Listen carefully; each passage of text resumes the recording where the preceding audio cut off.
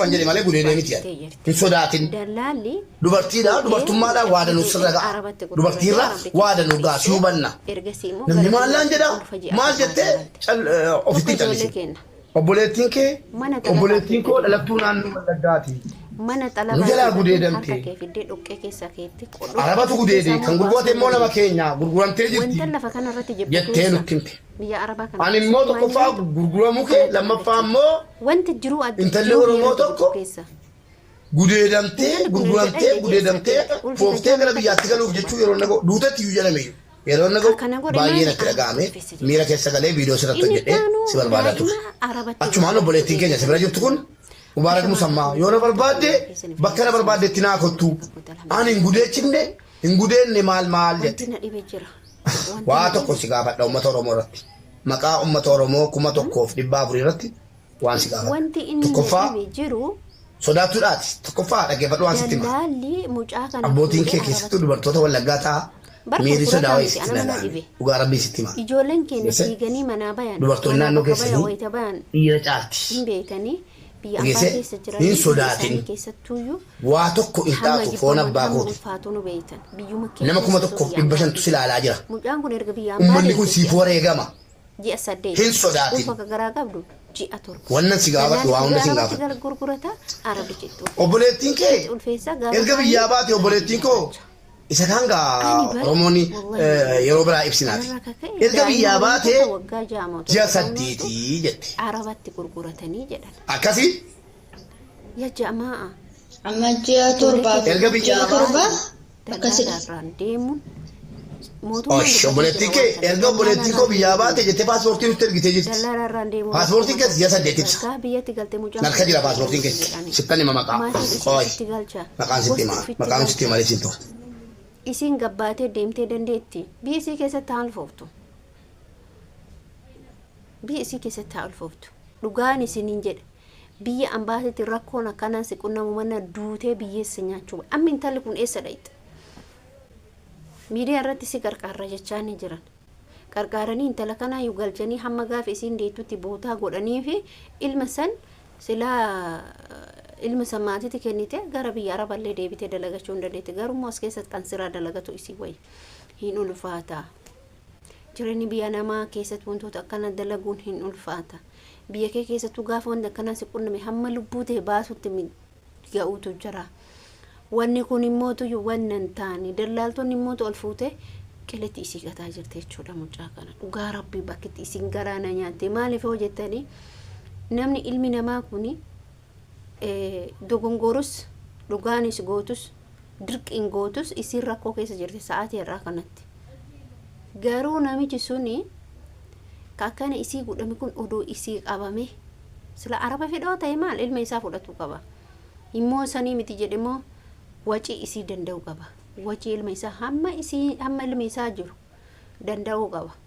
Akka seeratetti. Isin galee dhaamsa isin dhaamu.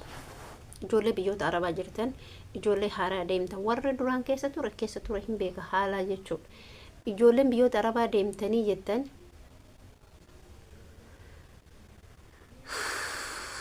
ijoolleen biyyoota Arabaa deemtan xalabaa hin bahina. Dhalaan hedduu jechuudha. Dhalaan hedduu kara mantaaniin odoo tadhiirsa odoo qabdu baafattu jira, tadhiirsa odoo hin qabne baafattutu jira, ta'achi deemtu bakka hin ulfaata. Dhiirsi biyya keessanillee boruinillee sadarkaa tokkorra gahuutu jira. Ati bakka sanii qaba baatee ana bakka sanii qabamte biyyatti galuu jira, boru saalfachuutu jira. Abbaa qabda, haadha qabda, obboleeyyan qabda, gosa qabda, zarii qabda. Gabbaatee baddee safuu tokkoon gaafa galte ni ulfaata. Wallahi ni ulfaata biyya ambaa keessatti. Biyyuma keessattuu ni ulfaata. Biyyuma kee keessattuu ni ulfaata. Wantoota akkana dalaguun jechuudha. Kanaaf obboleettii keenya kana ijoolleen hedduu birmataa fi jirti. Isiniif immoo barumsa ta'a. Hin bayina xalabarramaa 5,000 siin kafallee hin bayin xalabarra yaake masii godhamee xalabarra baate maal inni onnee argattu. Xalabaa hin baata mana ijaazaa hin dhayxa. Jaalallee kee hojii yeroo dabarsita achi kaatuun ulfoofta achi kaatu rakkoo keessa seenta achi kaatu uummatatti boota. Isin galee mii maasii godha. wanni si godhu takkan jiru wanni si dabalu takkan jiru wanni si rabba'u takkan jiru wanni haratti baafachuun nama hara namni jechuun qabbana qaba jechuun nama xalabaa keessa jiru hin gala'oo jette sa'aatii sanitti galuu rakkatullee isillee yoo wal loltanillee si galchuu jette sa'aatii sanitti si galchite sa'aatii sanitti si galchite rakkooleen akkanaa kuni namoota fakkeenya mallaqanaa kennuu didanii maana godhuu didanii jettanii hin jiraa miti warroonni aartanii baatan aarteen bahin wallahi gimmashni murame birrin ta'e 200 muramti mana xalabaa san taa'utu kabajasii qaba otoo hin gala jettee otoo immootu yugalee biyya jijjiiradha jettee waa hundaanuu biyya arabaasii wayya mana xalabaasii wayya alli aluma barraan barrama akka jarreessate san barraa jedhanii miti barrama jechuudha alli aluma kan nu jennuun santoo isaanii jechuudha gaaf alli ala ta'e almaan alatti haftaa hin rakkattaa waa hedduu si qunamu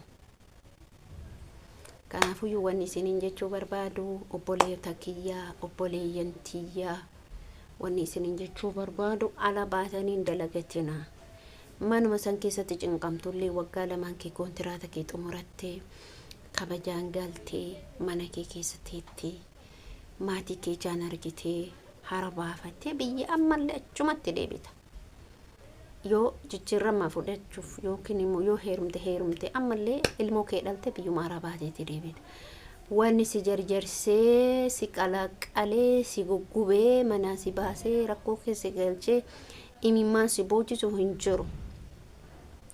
jiru kun beeka kana isinii himee jira dhageeffattanii kana isinii himee jira ammas isinii hima boros isinii hima dhageeffadha xalabaa hin bayinaa namni xalabaa baye nama